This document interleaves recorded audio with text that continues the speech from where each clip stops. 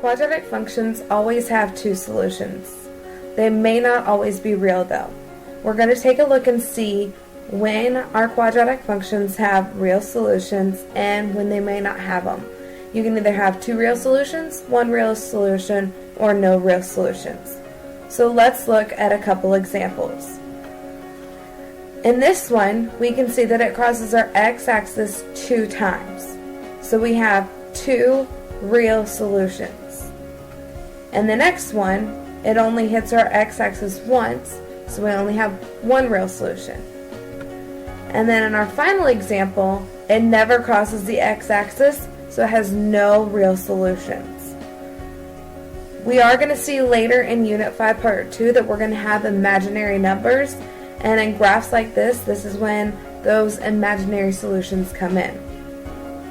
To determine whether or not a quadratic function has real solutions or not, we use the discriminant formula, which is b squared minus 4 times a times c.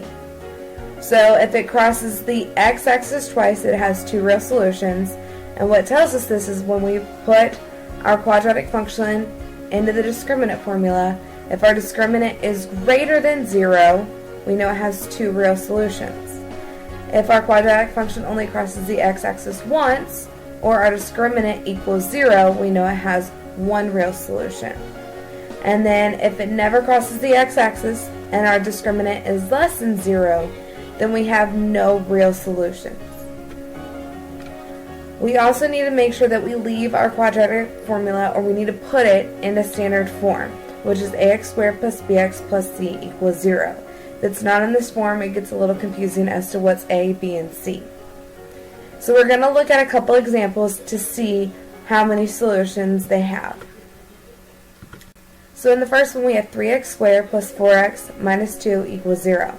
So b is 4, 4 squared minus 4 times a is 3 times b times c, which is negative 2. When we put that in the calculator, we get 40.